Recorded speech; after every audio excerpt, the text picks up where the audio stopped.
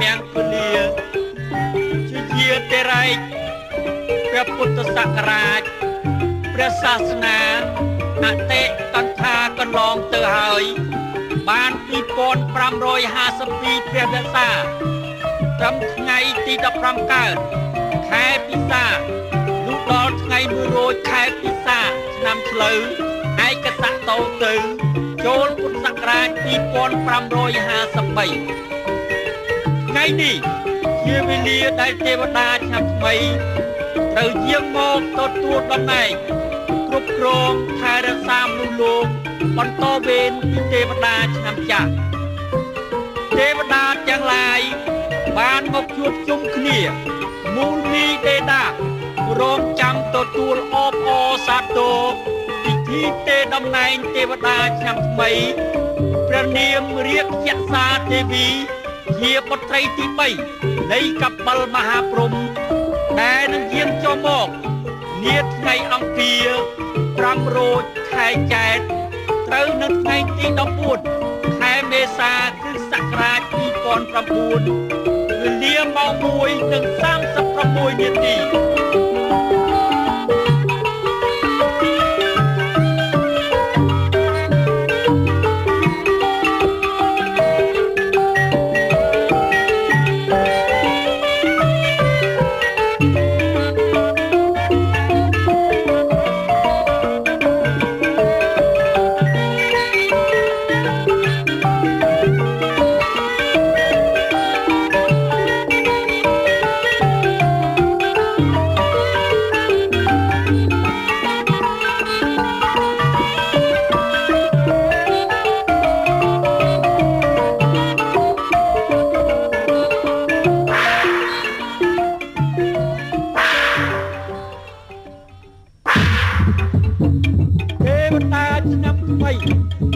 ឆ្នាំឆ្លូវព្រះនាមរាជយក្សាទេវីជាបុត្រីទី3បានយាងចុះមកដល់ហើយ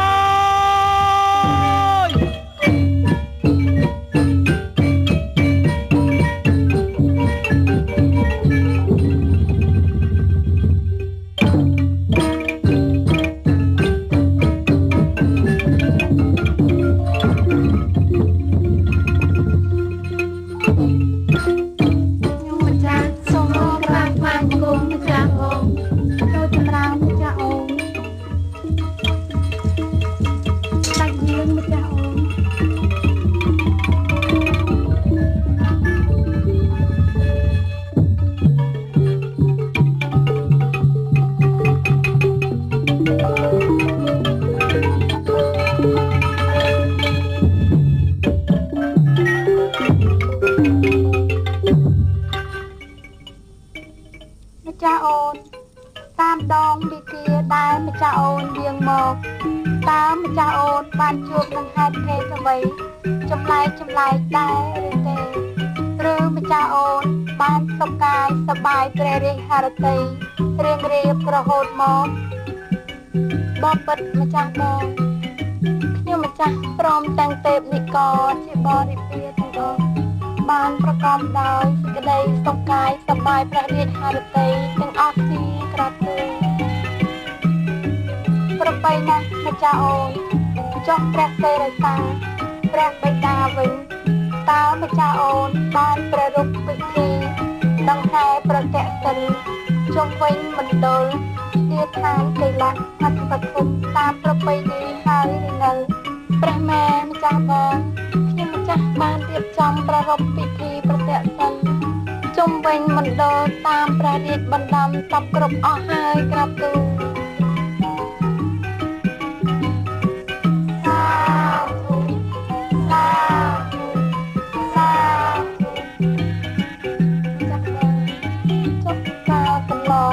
ក្រោមការគ្រប់គ្រងថែរក្សាភពផែនដីរបស់ម្ចាស់បង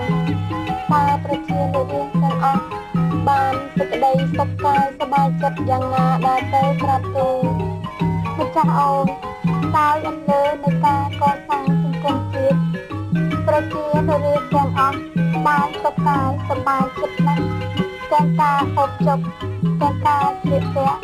សមរម្យទៅតាមប្រពៃណីជាតិជួ ជួយកសាងជាតិមាតុភូមិឲ្យរីកចម្រើនទៅមុខជាលំដាប់រួបរวมគ្នាយ៉ាងជិតស្និទ្ធជាមួយមន្ត្រីរាជការនៅក្នុងសង្គមជាតិរបស់គេផងណាម្ចាស់អូន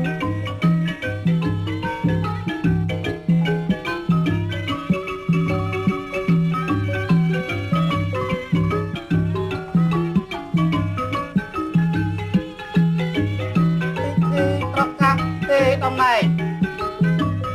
ទេវតាឆ្នាំចាស់ឆ្នាំជូពុទ្ធសករាជ2552សូមប្រកាសទូលថ្វាយដំណឹងដល់ទេពនិករនិងប្រជានារីទាំងអស់ឲ្យបានជ្រាបថា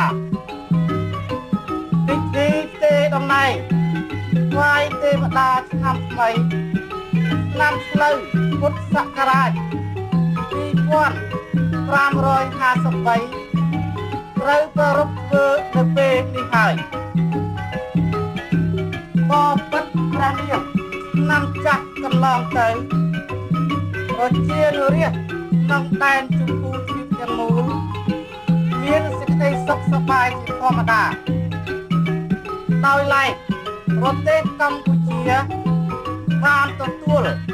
នៅសន្តិភាពនិងរីកចម្រើនគ្រប់វិស័យអំណះពីពេលនេះឆ្នាំនេះតទៅ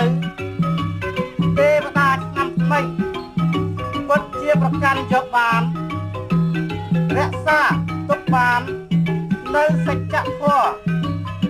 យុត្តិធម៌និងសន្តិភាពជូនប្រជារាស្ត្រតរៀងទៅបានពិតប្រាកដជាមិនខានសូមឆ្នាំថ្មីចិត្តថ្មីគំនិតថ្មីកើតមានក្នុងសន្តានចិត្តកុលបុត្រកុលធីតាខ្មែរគ្រប់រូបដើម្បីចាប់ដៃរួមកម្លាំងសាមគ្គីពួតដៃគ្នារុញច្រាននាវាកម្ពុជាឆ្លងកាត់រលកធំធ្វើដំណើរពោះទៅត្រើយសន្តិភាពនិងសុភមង្គលវិបុលសុខមហាប្រសើរថ្លៃថ្លារៀងរៀបតទៅ